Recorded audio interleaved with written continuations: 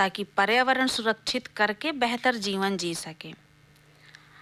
इसी विषय पर आइए सुनते हैं ये वार्ता सुरक्षित पर्यावरण बेहतर जीवन पर। वार्ताकार हैं समीत खालिदी।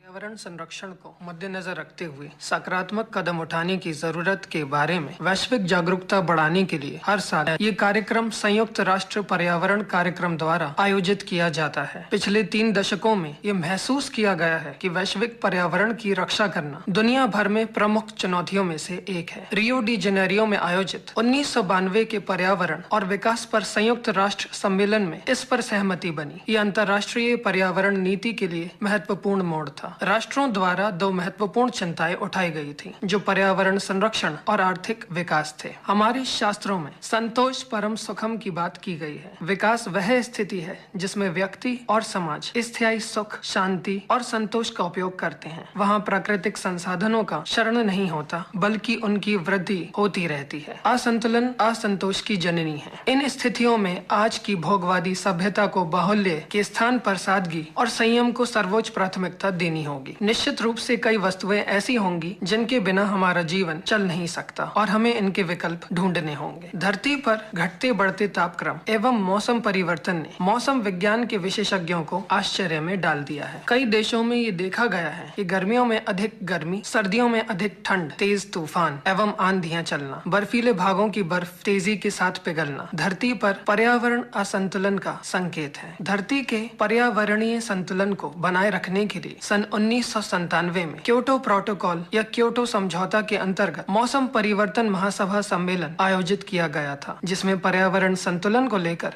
अनेक अच्छे सुझाव दिए गए थे। इसमें विश्व भर के बड़े व्यापारियों को तथा वे जो कारखानों के कारण प्रदूषण फैलाते हैं उनको विशेष कोष स्थापित कर धन खर्च करने के लिए कहा गया था, जिसमें पेड़ पौधों को लगाना, कार्बन डाइऑक्साइड, कार्बन मोनोऑक्साइड की मात्रा कम करने एवं मौसम में आए भयावह परिवर्तन को संतुलित करने के लिए वनीकरण करने, प्राकृतिक वनों को बचाने के लिए अपील की गई थी। मॉन्ट्रियल प्रोटोकॉल का उद्देश्य अधिकांश ओजोन क्षयकारी पदार्थों के उत्पादन और उपयोग पर प्रतिबंध लगाना था। 1998 में मॉन्ट्रियल में दुनिया के 12 रासायनिक संदूषकों को खत्म करने के लिए वैश्विक सम्मेलन की स्थापना की गई थी। यूएनईपी प्राथमिक अंतर्राष्ट्रीय पर्यावरण एजेंसी है, जिसका मिशन विश्व पर्यावरण की स्थिति की समीक्षा करने और पर्यावरण ज्ञान को लागू करने और आदान प्रदान करने के महत्व को समझने के लिए अंतर्राष्ट्रीय सहयोग की सुविधा प्रदान करना है। धरती की गर्माहट बढ़ने एवं पर्यावरण संतुलन गड़बड़ाने से धरती पर उगी हुई कोमल वनस्पतियां धीरे धीरे खत्म होती जा रही हैं। एक अनुसंधान के अनुसार गत 100 वर्षों में सैकड़ों की संख्या में वनस्पतियां धरती से लोप हुई हैं। पर्वतीय चोटियों पर पाई जाने वाली वनस्पतियों का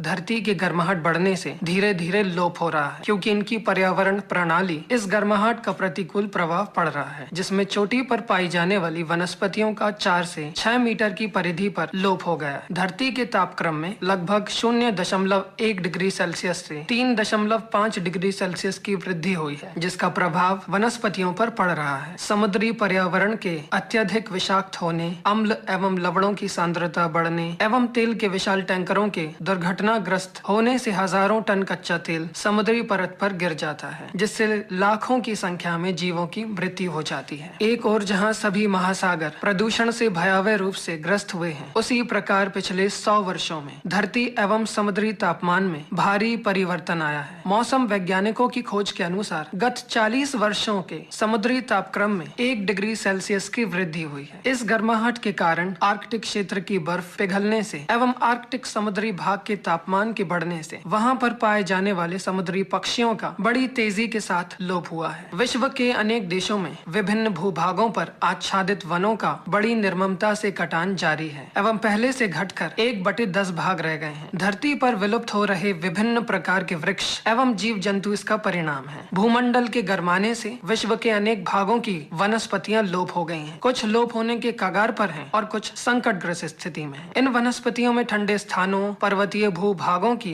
पर्वतीय चोटी पर उगने वाली वनस्पतियां पूरी तरह लोप हो चुकी हैं। विश्व के अनेक देशों में अब वन क्षेत्र घटकर 5, 10 एवं 2% ही रह गए हैं। वनों के लगातार कटान से प्राकृतिक वन क्षेत्रों के अतिक्रमण होने से धरती से अधिकांश कीमती लकड़ी लकड़ी और दवाइयों की वृक्ष प्रजातियां लोप हो गई हैं। एक अनुसंधान रिपोर्ट के अनुसार विश्व की 9000 वृक्ष प्रजातियां पूरी तरह संकटग्रस्त हो चुकी हैं। विश्व संरक्षण केंद्र द्वारा किए गए एक सर्वेक्षण में ये बात सामने आई। जैविक विविधता धरती पर केवल पेड़ पौधों एवं वन्य जीवों का ही संसार नहीं है, वरन इसमें अत्यंत सूक्ष्म पेड़ पौधों एवं जीवों का संसार भी शामिल है। इसमें पर्यावरण प्रणाली भी शामिल है जो इन्हें एक सजीव पर्यावरण बनाने में सहयोग देता है। जब हम प्रकृति को नष्ट करते हैं तो हम जैविक विविधता को नष्ट करते हैं। जैविक विविधता पर्यावरण प्रणाली को स्थिर रखती है, जैविक उत्पादन को बढ़ावा देती है। आज विश्व में चारों ओर जैविक विविधता को भारी खतरा उत्पन्न हो गया है। स्वच्छ पानी के तालाब एवं झरने, सुंदर पेड़ पौधे और जड़ी बूटियां, वनों में व्याप्त जीव जंतु एवं कीट पतंगे सब धीरे धीरे लोप हो रहे हैं। विश्व भर में आज चारों ओर प्रदूषण भयावह रूप से फैल रहा है और ओजोन परत का क्षीण होना एवं भूमंडल की गर्माहट का बढ़ जाना ऐसे कारण हैं जिनसे अवश्य ही धरती पर प्रलय आने के संकेत हैं। गत 100 वर्षों में गर्माहट बढ़ने से, वनों के कटने से एवं नवभूमियों के प्रदूषित होने से कई प्रकार की वनस्पति प्रजातियों एवं पशु पक्षियों का लोप हुआ है। इसके अतिरिक्त अम्लीय वर्षा या एसिड रेन से कई तालाब, नदियां एवं स्वच्छ जल स्रोत प्रदूषित होते जा रहे हैं, जिससे मछलियों के साथ साथ कई अन्य जलीय जीवों की मृत्यु हो जाती है। जो रंग बिरंगी तितलियां हमें आनंद देती थी, आज वो धीरे धीरे खत्म होती जा रही हैं। तितलियों की आबादी घटने के प्रमुख कारणों में हवा में अनेक प्रकार के प्रदूषण एवं रसायनों का विषाक्त प्रभाव व डीडीटी अन्य कीटनाशकों का घुल जाना भूमि को प्रदूषित कर रहा है। प्रशांत महासागरीय देशों में तितलियों की अच्छी खासी आबादी मिलती है। यहाँ तितलियों की 65 प्रजातियां पाई जाती हैं, जिनमें लाल, नीली, पीली और सफेद काफी ज्यादा लोकप्रिय है। संपूर्ण विश्व अनेक प्रकार के पक्षियों का स्वर्ग है, जिसके कारण धरती का जैविक सौंदर्य एवं प्राकृतिक स्वरूप आबाद है। इसमें पक्षियों का विचित्र संसार अपने आप में अनेक प्रकार के रहस्यों एवं प्राकृतिक आदतों व आवासीय क्षेत्रों की विविधता को समेटे हुए है, जिसमें एक विशेष प्रकार के पर्यावरण में इनका प्रजनन होता है और इनकी आबादी में वृद्धि होती है। विश्व में दुर्लभ पक्षियों का जीवन संकट में होने के प्रमुख कारण है शिकारियों द्वारा इनका शिकार किया जाता है। वनों में आग लगने से, पेड़ों के कटान से इनकी आबादी में कमी आई है। सियार, भेड़ियों एवं दूसरे जंगली जानवरों द्वारा इनके अंडों व बच्चों को खाने से काफी असर पड़ा है। इन पक्षियों के परंपरागत आवास एवं नवभूमि क्षेत्र नष्ट हो गए हैं। आज पर्यावरण के जो हालात हैं वो हमसे छिपे नहीं हैं। हमें उनको लेकर सतर्क होना पड़ेगा। इसके लिए जागरूकता कार्यक्रम, पेड़ों के लगाने, जल स्रोतों को प्रदूषित न करने, कचरों को अलग अलग करके उनको डोर टू डोर सर्विस वालों को देने की आवश्यकता है।